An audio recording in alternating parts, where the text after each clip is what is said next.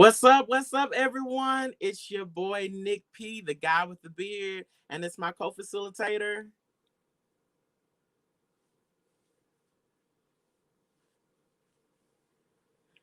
I think you're muted.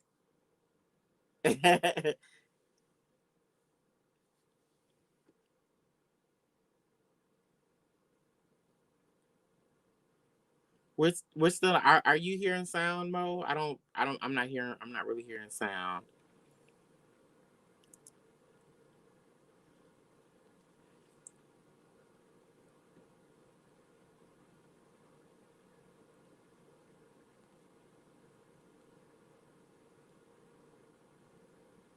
Well, while we're getting the sound situated, my co-facilitator, my brilliant, ingenious co-facilitator, his name is Rev Kev. He is none other than Reverend Kevin Kosh. Can you hear me in the headphones, maybe, Kevin? Well, while we're getting that situated, I want to welcome you to another meeting of the How to Be an Anti-Racist Book Club. First, I want to make sure that you all heard about the awesome news. I now have a co-facilitator. You just saw him. His name is Rev Cav. He's a good friend of mine, a graduate of Gammon Theological Seminary. He's also the chaplain for the Wesley Foundation at Jackson State University. And he is a phenomenal pastor and preacher.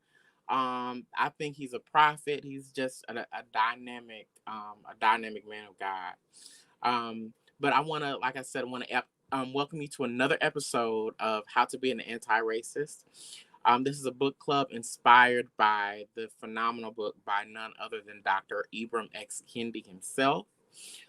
Today we are talking about Chapter 8, and it talks about behavioral racism. This book has really taken us on a journey, and I hope that you have been on the journey with us. We want to invite you to let us know who you are. Let us know what church you're from, what group you're representing, what city you're from, also. But I want to thank our partners in this endeavor for making this conversation possible. Gammon Theological Seminary. I'm sorry, y'all. I'm trying to catch my breath. I was in a rush to get here, but Gammon Theological Seminary, which is my seminary, also Rev Kev graduated from Gammon Theological Seminary. Also, let me not forget to say Gammon Theological Seminary at the Interdenominational Theological Center in Atlanta, Georgia. So also I want to thank everyone from Jackson State University for all your support. The Wesley Foundation out there at Jackson State, you are awesome. Thank you so much. Also, I want to thank St. Mlk United Methodist Church, which is my home church, and our pastor, none other than the Reverend Dr. Luther B. Felder, who is my pastor, spiritual father, mentor. He was my campus chaplain when I was at Payne College. So thank you all. If you're from St. Luke, Jackson State, if you're from Gammon, the ITC, shout out wherever you're from, whatever city you're from. And it looks like we got my co-host coming on. What's up, Rev Kev? All right, can you all hear me? Yes. All right, we're good to go then. We're good to go. Awesomeness. So you want to introduce yourself? Yeah, it's your boy Rev Kev. We're here to engage, inform, and inspire. And if you already came to do that, then I guess we're preaching to the choir. Let's get it.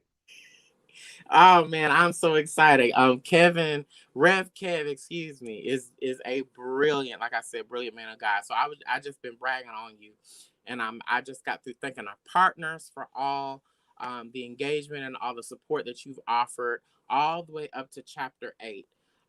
So Jackson State University, Gammon Theological Seminary at the Interdenominational Theological Center. Also, St. Luke United Methodist Church. We want to thank you all for all the support that you have been given. Again, please comment in the comment section. Let us know where you're from, what city you're from, what group you're from. If you're from Jackson State, let us know if you're a junior, senior, sophomore, wherever you're from, wherever you're hailing from. Please let us know. And don't forget to shout out. If you have any questions, any comments, any concerns, no question, comment, or concern is wrong, is bad, irrelevant, let those comments roll. Feel free also to share this meeting so that other people can hear about all the great things that we're talking about tonight. Again, this is the How to Be an Anti-Racist Book Club, inspired by the book by the same name by Dr. Ibram X. Kendi. So we are going to now go into what I call our Sankofa moment. And what Sankofa is an Adinkra concept, which is a West African concept. Adinkra symbols are exactly that. My brother just got the Sankofa Adinkra symbol. And Adinkra symbols are symbols, ancient symbols that have different African conceptual meanings. And the Sankofa, there's actually two symbols. It's the bird, which you see right there, or right here, I guess, whichever way you're looking.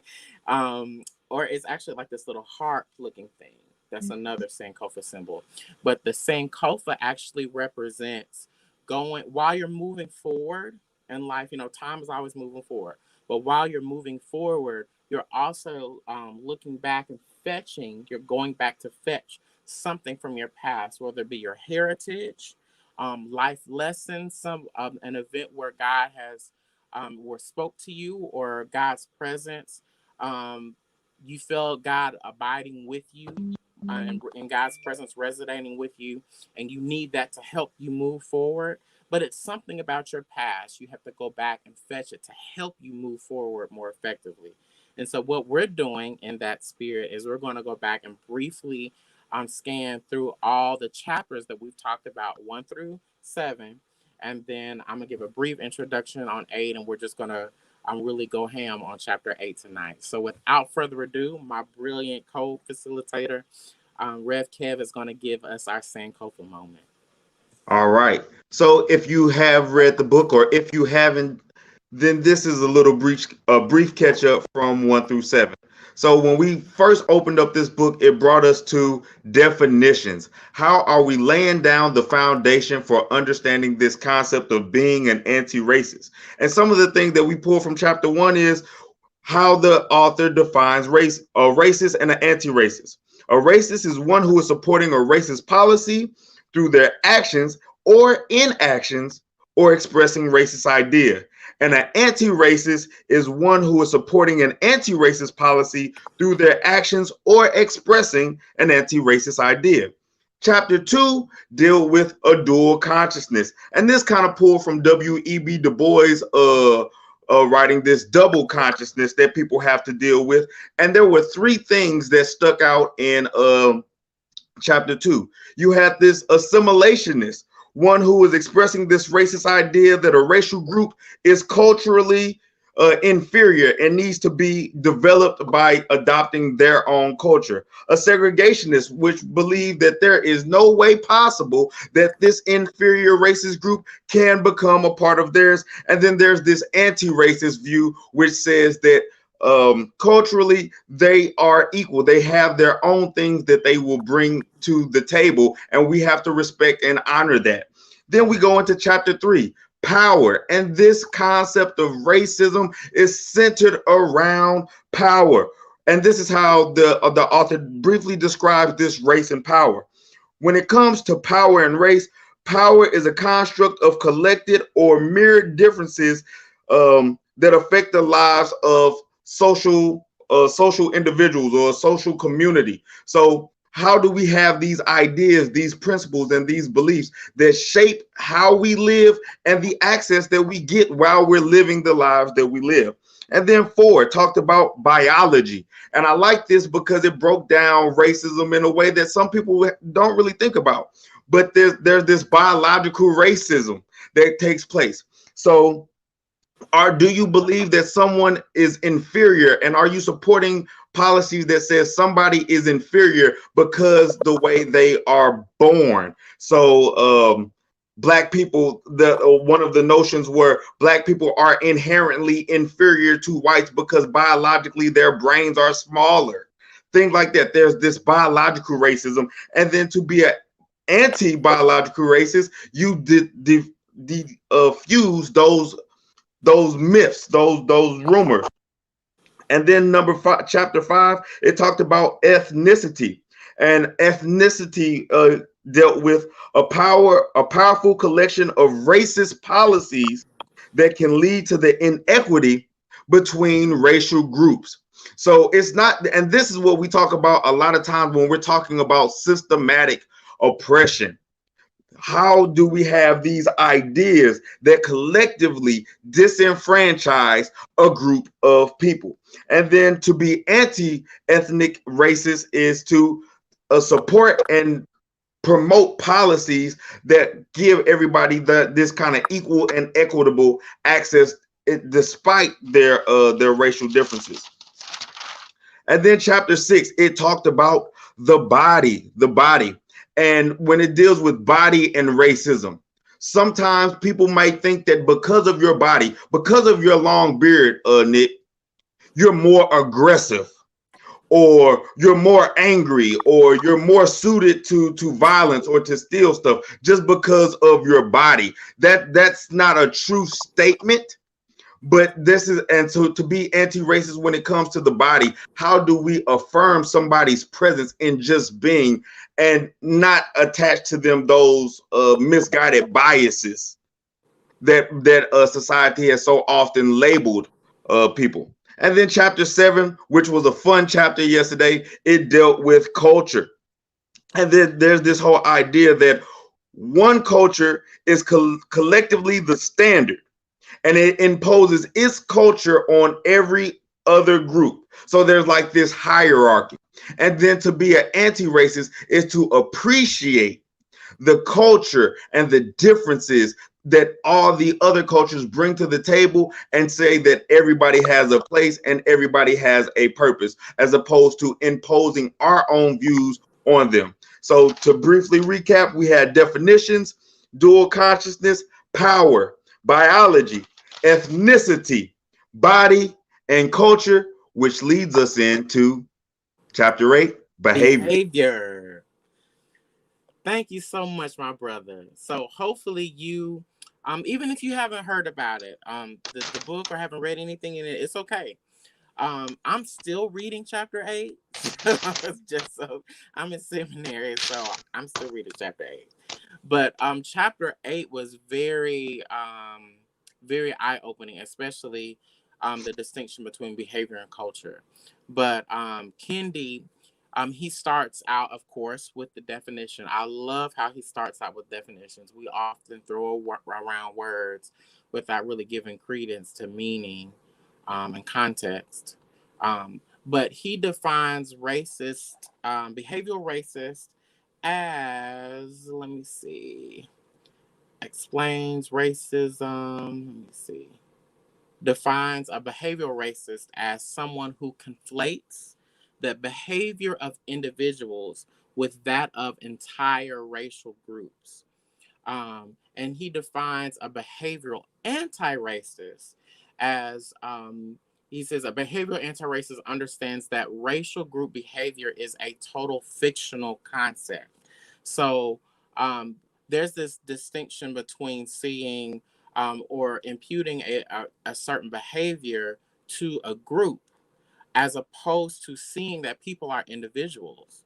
And behavioral racism, what it asserts is it holds an entire group accountable to one person's actions, or it holds one person to this perception of what the group is. So there's that those preconceived notions or misguided biases that we bring with us. That some of, I'm saying we, and to be kind, that some of us bring with us when we experience people who are different. We tend to stand on the outside. That's what happens. That's why multiculturalism and inclusion and empathy is difficult when you're not experiencing and living with and working with people, because you tend to have this outside looking in perspective and looking at people as a group, as opposed to working with people and learning individual nuances about personhood. But the narrative, and like like how we do Red Cab, feel free to jump in. I don't That's how we do around here. And thank you, Christy, for that comment. I appreciate you for coming in and for commenting. I appreciate that. Um, but chapter 8, all the chapters begin with such an engaging anecdotal nature that Kendi uses to just reel us in, to get us to understand the context of these really innovative notions that he's offering us. And the anecdote that he offers here is how in high school he was not like a star academic student. And what the challenges that he faced was, well, he really had an interest in basketball. That was his more of his passion was basketball, and he didn't have so much of an interest in academics. And what he noted that was he would receive backlash from adults saying that he is responsible or for the plight of Black people, and that he is taking advantage of the opportunities that were afforded to him by people like Martin Luther King. And if he is choosing to squander his opportunities, then he is responsible for why things are so difficult for Black people. Or that also plays into I'm gonna read this little excerpt. It says, "This is similar to how politicians at the time told Black people they were wasting the opportunities granted to them by the civil rights movement. For instance, selling drugs, relying on welfare, and having too many children. These calls for individual responsibility tend to specifically target Black people. So, and not only that, it's an expectation. So it's expected that, oh, you're here because you're an affirmative action hire, or it that type of globalizing of Black people and not seeing people as individuals who have their own behavior to contribute is a racism, because you're blaming them simply because of their race. They don't get allowed to create their own narrative. No one really cares about their story. Um, we kind of write the narrative for them because of our preconceived notions about Black people. And so this chapter, it was an interesting chapter because it was and I really enjoyed it, and not for the sake of it was the best chapter that I think that we've covered this far, but because it offers the most wrestling that I had to deal with thus far. um I am all for individuality, but in this kind of like approach that the author is kind of providing, it's difficult because it says, my question is, so how do we deal with the collective voice? Like, and so how do we deal with the assumptions that we bring to the table that are correct, or how do we so really how do we deal with certain issues and certain narratives that we tell, and what do we do when the reality is also that somebody else's mistake could also cost you something, whether they're aware of it or not. And so it made me want to kind of like just kind of look into that some more. I like how the author talks about his personal experiences, so you can kind of get context of what he means. Like, so I'm just a teenager who's goofing off. But because I'm goofing off, like, Black people are utterly like being mistreated and misused, and this is why people are dying in the streets, and this is why this is happening because I chose to be lazy on today. And posing that question, do any of my other counterparts have this same pressure, and is this pressure fair? And so when we deal with the work of anti-racism, it's like even when we come up with the answers, we have to deal with the work of reconciliation. So we can't just take the idea and leave the reality that people find themselves in where it is, because people did lay a foundation, and statistics, numbers can be skewed. Like, so, because people say numbers don't lie, statistics can be made to say and show certain things, But if this is the narrative that people are being fed, then we also have to be aware that these might be some of the biases that people come into when they meet us. Is it fair? No. But how do we wrestle with these things? And there's another book called Freedom is a Constant Struggle. And in that book, the reason why I like that is because as I wrestle with this chapter, it lays the foundation for how we view things and how we continue to grow, and our understanding continues to grow as well. So for example, in this chapter, one of the things that the author kind of talks about is um he used the old speech, and it was the plantation Negro as a free man, and he talked about how segregationists use, like, when slaves take on the culture of their masters, they become more civilized, because without it, they're lazy, they're over sexualized, and things like that. And so there that laid the kind of foundation for what he was talking about with this whole cultural kind of racism. But then he talked about, like, the abolitionists, and this is something that is layered, because a lot of time when we look at the abolitionists, when we look at who are considered the heroes, there are very little room for critique. But he Mm-hmm. said the abolitionists still had their way that needed to be worked on, because he talked about even though they were progressive assimilationists, as he put it, he was like, they focused on persuading Americans that the reason why black people act the way they act is solely because of the oppression that they faced. So without that oppression, then they wouldn't act that way. So this is why we have to address that. And this is when the chapter started being kind of difficult for me to process, because he also brought it to a phenomenal book that I love called Post-Traumatic Slave Syndrome.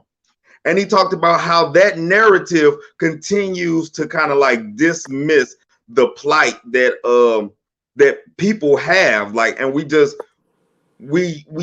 don't acknowledge the culture or the humanity, because all we see is the oppression or the lack of assimilation. And so that kind of I'm still processing this chapter. Like, I don't have answers. I'm still processing this Yeah, chapter.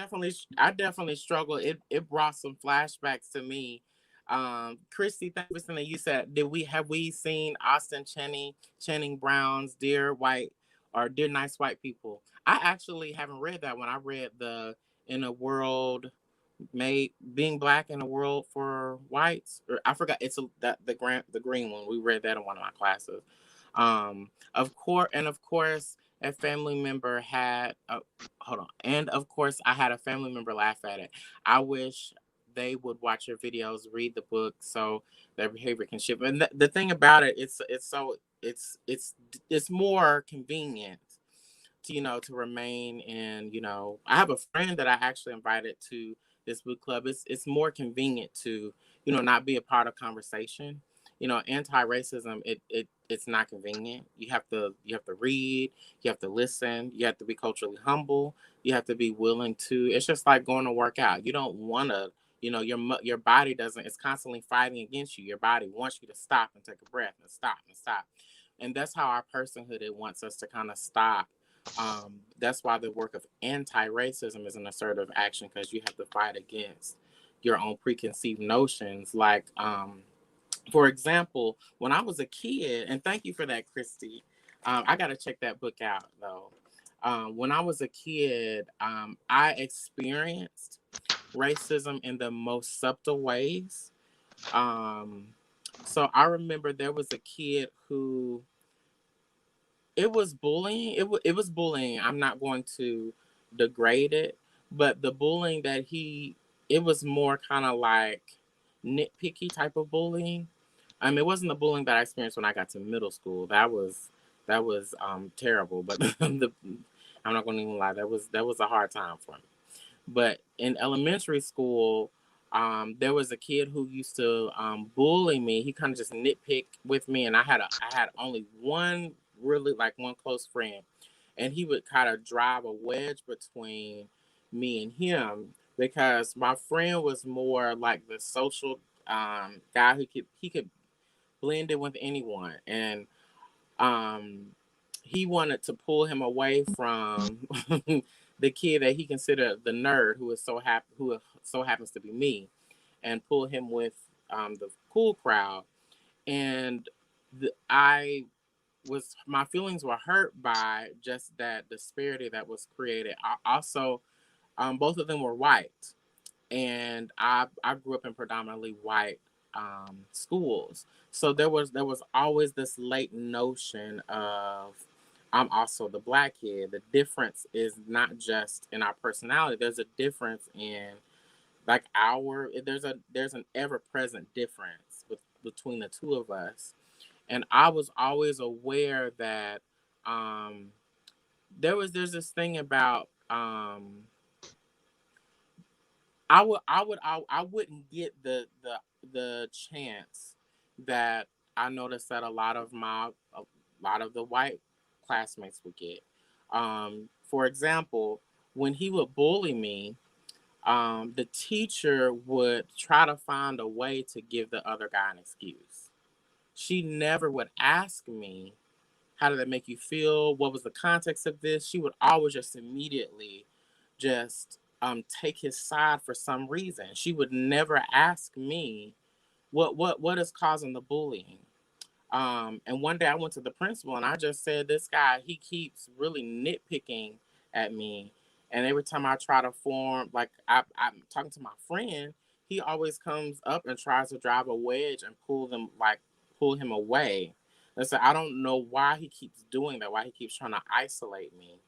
Um, and the lady who was our teacher, when the principal called him to the office, the teacher pulled him like to the side and said, "Now, when you go, tell him do this and do this and do this and do this and make sure you do this." And so she was coaching him, preparing him for the meeting. She did not come to me, never asked me how am I feeling. Never, for some reason, he always got a second chance. He always, for some reason, he was always the white boys were always given another option, another chance. And there was also another instance. These are just two that just came to my head. There was a white boy who was new to, I think it was probably in like second grade, first or second grade, and he was new. And when I was a kid, I mean, I hated to see people teased or new. I always like it just broke my heart to see somebody new and being by themselves. And so I went up to this the boy again. He's a white boy. I just went up to him and I said, "Hey, I'm Nick. You're new, but I want you to know I'll be your friend." And he blew me off some kind of way, like this, like did something like that, and just walked away. And I was like, okay. And then he went and told the teacher that I hit him. And so the teacher, she was irate, and she sent both of us to the principal. And the principal, um, when I was walking in, the guy was already there, and the teacher was there, and there was the principal. And the little guy was looking at me, just smiling. And when I walked in, I was looking like, how do I? It's going to be me against this white teacher and this white little boy. And back then, they spanked students, so I was scared. So the principal never asked me what happened. Never asked me my narrative. I was just ostracized because I was assumed to be like what Ibram X. Kendi talks about, a bad black student. I wasn't assumed to be, okay, the students had an altercation. So what happened, Nick? And what happened? I'm just saying Joe as an example. So what happened, Joe? And what happened, Nick? Both of us weren't asked. I was assumed to be a bad black student. Oh, so no, we gotta nip this in the bud. This is not just a bad student. This is a bad black student. And he talks about this extraordinary standard that black people, that we have to unreasonably face. That even a lot of liberal progressive white people do not understand. They often think that all you have to do is just be a good person, and you don't have to, I don't judge color. The rest of the world is not that way. The rest of the world is not as pie in the sky. So I wish the world was as pie in the sky as a lot of people um, claim to be. But the fact that when I was a kid and I didn't understand it, it ingrained in me that I was forever going to be a bad Black student. And I always had to prove that I'm not only a good student, but I'm a good Black student. That was ingrained in me as a kid. And so a lot of people are learning this framework as white adults. And what Ibram X. Kening is calling attention to is that this behavioral racism is something that we Black people have wrestled with, even in the most latent ways as children. And we didn't know it was racism. We just knew that just this how it is. If a Black little boy tells me that the Black kid hit him, if a white little boy tells the principal that a Black little boy hit him, it's his word against their word. We're not gonna, I don't stand a chance. And But then in the chapter, he also kind of talked about how he adopted some of those same concepts. So he's giving one of his speeches as a teenager, and it's a MLK speech, and he talked about how it's not just how white people see him, but the elders in his community. If you aren't doing something, you're squandering this opportunity because so many people fought before you, where he's just having a lazy Saturday or just being a teen. But then he's giving this MLK speech, and the rhetoric that he recalls is all of these unchecked, misinformed biases that people seem to be applauding.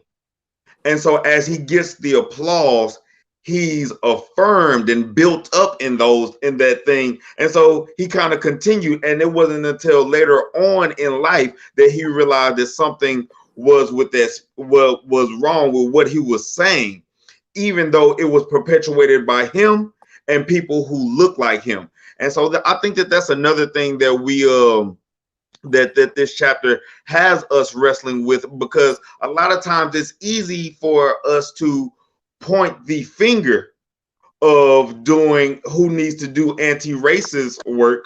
But what about when we ourselves are perpetuating ideologies that hurt us personally and communally? And how do we move forward from that? And then, like, even with you sharing your story, what comes to mind, like, because this is faith-based, right? Like, we're always gonna bring it back to Christ. Like, to be loved is to be known. To be known is to be loved.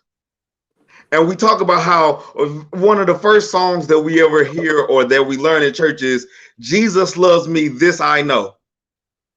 And we talk, and when we hear altar calls, we have people talking about Jesus wants a relationship with you. And this is so refreshing, because a lot of people want you to see me for me. Like, regardless of what you think about this, or regardless of what you think about, do you see me? And we say that Christ is like always seeking that out. But when it comes to us practicing that, for various reasons, it's hard for us to kind of see people. And I think part of that is understanding the ways that we actually study people. And so as we study our Bibles, as we look at what's going on in culture, it's good to understand who is actually studying culture and what they have said, because some of these cultural racist ideas have been presented by people who have studied, and the work is still continuing. So there's this concept called structuralism. So like we're gonna go into a little sociology, structuralism, and this concept came by this guy, this sociologist by the name of Claude Levi Strauss. And structuralism essentially It studied society. It's not saying what's right or wrong. This is how, when I look at a group of people, this is the collective things that I see in common, and we make those generalizations based off of what we see. But this is why the work is always continuing. So we need to have those places of grief and lamenting, but we also need to have those places of understanding and growth. So where we had structuralism to understand people at a point, then this idea of post-structuralism comes into place. And post-structuralism comes by this guy named Michael Foucault. And where structuralism looks at society as a large thing, post-structuralism goes in and says, these are the things of society, these are the things on the margins which we may have missed. So like he started looking at like the mentally insane, the imprisoned and things like that, because these are still people on our community that we're labeling, but we're not actually looking into what's going on. And then there's another thing that comes out in the 1930s by this guy by the name of Jacques Derrida that's called Deconstructionism. And what Deconstructionism does is it says, okay, so out of all the stuff that we looked at and there, all the things that we studied in society, what things have we missed? What things did we overlook? And what are some new ways of looking at these things? And so all of them do have their places, right? Like sometimes we need to understand what we're walking into, and we're going to make these generalizations, but then we have to take it a step forward and say, so yes, these are the assumptions that I bring to the table, but what am I missing? Because I'm judging this whole group off of one or two's behavior. So like if you went to the cafeteria at my HBCU, then you'd be like, oh man, all the young adults here, they love Kool-Aid. And now is it because that, but then deconstructionism and post-structuralism comes in and starts asking questions like, so is it because that all these students just love Kool-Aid, or is this what is provided? So this is what is being taken right now. Because there's a quote that says, and this is why it's important that people share their story, because sometimes people are suffering and they think that you enjoy it based off of their observation. And that's why these conversations are very, very crucial, because when we're looking at the behavior, there are so many different layers to behavior, which we can assess things by. Is this somebody's nature? Or is this the environment that they are nurtured in? Is this something that they're surviving? Or is this something that is being thrown on them? Is this actually happening?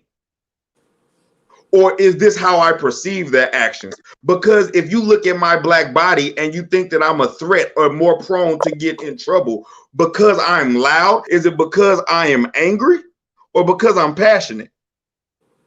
And so we have to also assess how we're interpreting these behaviors. And then even what does that look like from the biblical text? Because as I read this chapter, it made me think about how these things might have looked like in the biblical text. Because the first thing that came to my mind was Jonah.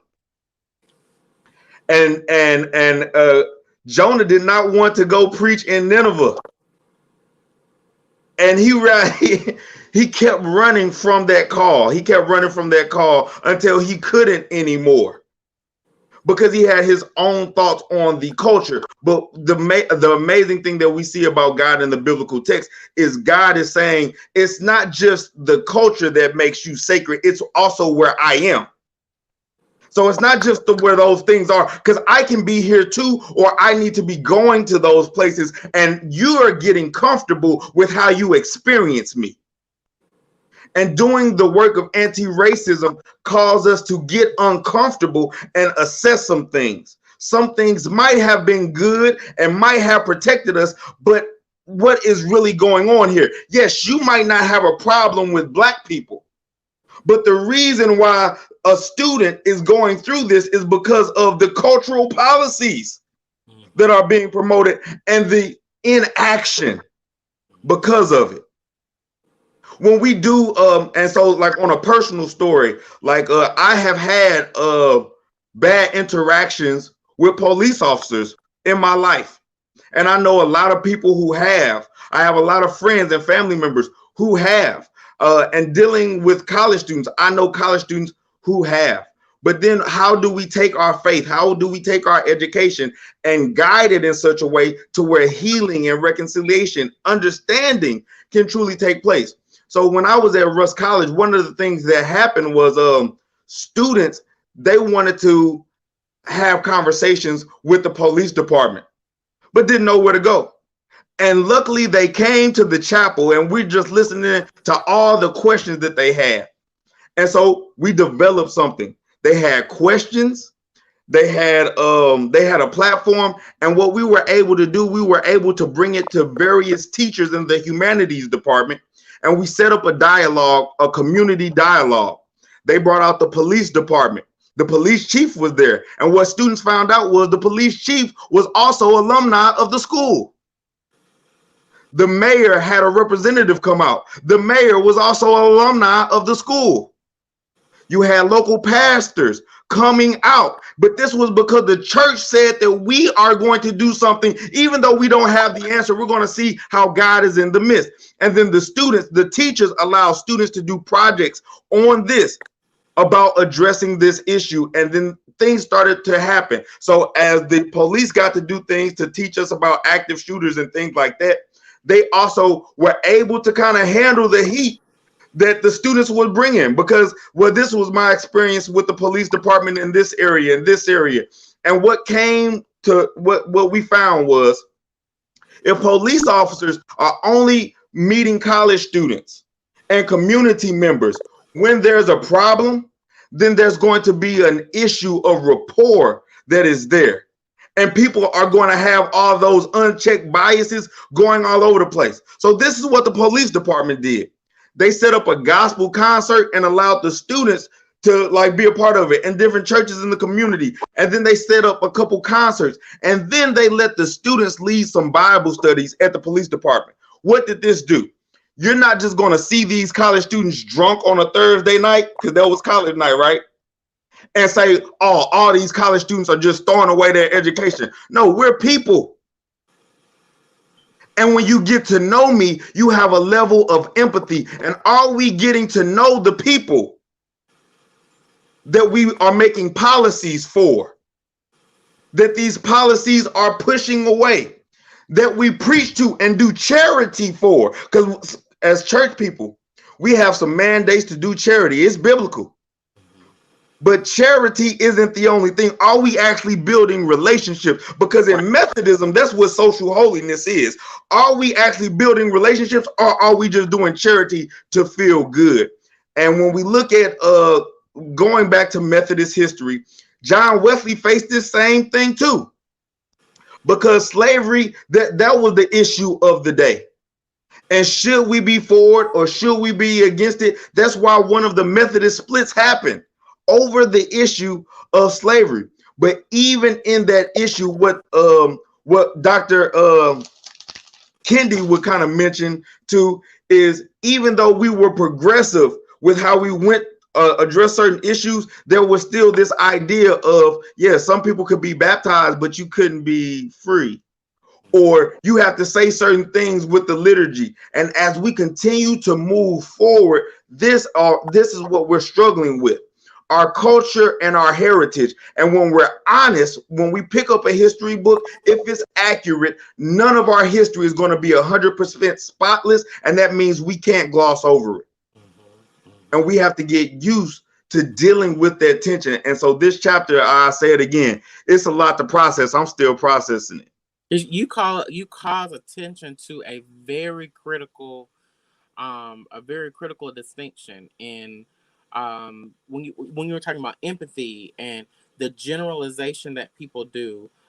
There's a term that has been tossed around that what you said reminds me of, and it's a term called cultural competence. That we have this thing called competencies that we build, that we accrue based upon someone's culture. So I learn a certain amount, and then what I do is I become competent in one's culture. But there were these two brilliant academics who offered this other purview that is one that has been considered, and one that we actually adopt in at the Interdenominational Theological Center in the liturgical arts and culture curriculum. And it's a public health physician by the name of Melanie Turvalon, and a health educator and clinic administrator by the name of Jane Marie Garcia. They introduced this concept called cultural humility. And what that asserts is that I arrive to context with an open mind, willingness to be on a willingness to be on a process of lifelong learning. I never become competent in one's culture. I never become so well versed in Black culture that I know how to speak their language. I've heard someone say that, okay, I can speak their language. No, that is the purview of cultural competence, when you feel that you have accrued the knowledge, or you've stepped up on another tier of someone's culture. You're developing competencies. That's a very Western purview of being able to master one's culture, someone else's culture. But cultural humility, it creates a place of, I'm always in a position of learning, which means that I have to hold myself accountable to have a relationship with human beings, because culture is ever evolving. I never become competent. It's always shifting. So I always have to know human beings to be able to ride the wave of shift. Because whenever you think that you have arrived at something, it is constantly shifting. It is constantly evolving. It constantly, even language, even terminology, like to say Negro American is like, that's just an example of how that is not politically correct language any longer. But at one point it was. So that's just an example of how people at one point, or people still do, think that they become competent, and you learn, okay, what's the politically correct thing to say? Don't worry about what's the politically correct thing to say. Worry about having a relationship with human beings. Yeah, you want to have a Black History Month and Martin Luther King for, or a Black History event during Black History Month, or have a special service for Martin Luther King in January, or you want to have a march during Black Lives Matter. However, what are you doing to form relationships with people of color in their communities? Are you constantly giving to their institutions? Are you constantly considering what their interests, what their needs are? Or do you simply feel that you know what they are and try to meet them? And that's often what charity is. It's just looking to do my good thing for you. But I've never even asked you what your needs were. Right. Your Yeah. needs may be something completely different.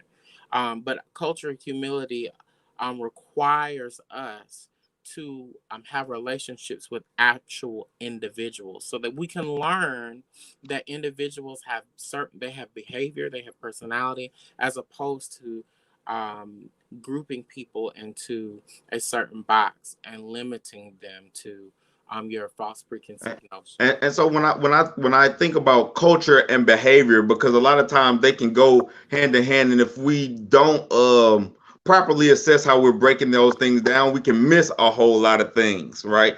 And so, like, this is a little bit of that deconstruction that we were talking about a little bit earlier. So culturally, some communities, if there's a problem, culturally, we're gonna call the police off the rip. And then some communities don't have that same rapport with the police, because some places, like, the police haven't been the nicest. Like, that's putting it lightly. So my first response is not to call the police. It's going to be call somebody else, because we want to leave them out of this. That could be a cultural thing, right? So if you see my culture and then you interact with me and your bias is because they're lawless, that's the difference. Like, one thing, you need to break down the culture of this, and then you can see historically where some of these behaviors come from. And See the then context. if you have a relationship with me, you can, like, what will be flushed out is who is this person, and is it what I am assuming? Because a lot of times, because I realize how my presence is, I might tone things down. But when you build relationship with me, you will realize, well, oh, so this is how you had to learn how to deal with your anger, not just because you were a struggling young man with emotions, but because your parents were also thinking about your safety, or they were thinking about how you're going to get in trouble when you do this. So it's just as important that we build relationships with the individual, but we also study the cultures that these individuals have to go back into. And that's the work both that goes both ways. So as you learn what I do and what I need to survive and the difficulties that I face, I learn the same thing, and I realize something, that we have common ground. And We that's have what common even ground. It looks different, but we have common ground. Then we can take it to higher ground. That means we're doing the research, we're having crucial conversations, we're getting to the nitty gritty. And then every now and then we find sacred ground. We find that sacred ground where God is in the midst of our differences, in the midst of the things that are pulling us back, in the midst of the policies, in the midst of our inactiveness, in the midst of our sin. Okay, this is where God's face resides. And this is how we move forward through this tension. And this is how we shall forever be changed. But that work, we have to find the common ground. We have to do the higher ground work of actually knowing what we're talking about and being informed. And that means breaking down those silos. And then that sacred ground, where is God at? So that I can respect your humanity and appreciate your culture and affirm you for being a child of God, fearfully and wonderfully made, despite what I bring to the table or what I think you bring to the table. And here's a great, just in case you need like a very kind of clean, as far as a succinct definition. Some people, you may want a succinct kind of just explanation in the difference when we're talking about cultural behavior. Here's a um little takeout that may be helpful. It says that culture is about shared traditions, whereas behavior is about individual traits that all human beings can potentially have, like intelligence or laziness. So culture it's very critical that we retain cultural humility, and be open to the ever changingness, if you will, to the shared traditions that people have, because context shift. Just like whenever we go into a global pandemic, how we relate to one another shifts. So culture shifts, but also be understanding, too, of behavior. That behavior is about individual traits as well. So we have to understand, be willing to understand human culture, share traditions that people, we bring our traditions with us. Like, for example, in the Black church, and this is one thing I had to learn when I started playing for or being in predominantly white church settings. One thing that we do in the Black church is we do something called call and response. In a Black church, if you don't hear the rest of the Black folks talking, if they're not saying anything, if no one's shaking their head, if no one's saying amen, all right, now if there's none of that going on, something is wrong, beloved. They are not connecting, because we do church and community. It's the even the homiletical tradition, the preaching tradition. It's a shared endeavor. It's a shared endeavor. The congregation is preaching with the pastor, because the pastor, the worship leader, the musician, the choir, they need the engagement from the community. That's a cultural tradition. But I had to learn, going into other cultural spaces, that that wasn't the tradition or the culture. And so I would think, oh, something's wrong.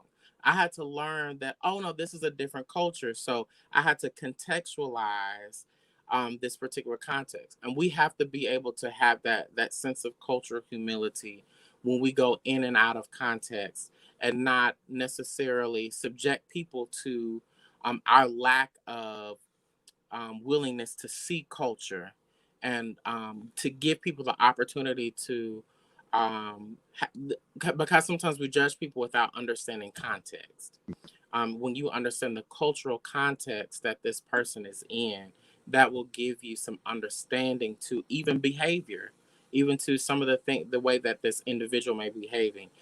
It may be because of cultural setting. So it's very important that we're aware of this distinction that chapter 8 is So showing. so I'm gonna do some brief homework, cause like I said, this was a heavy chapter for me.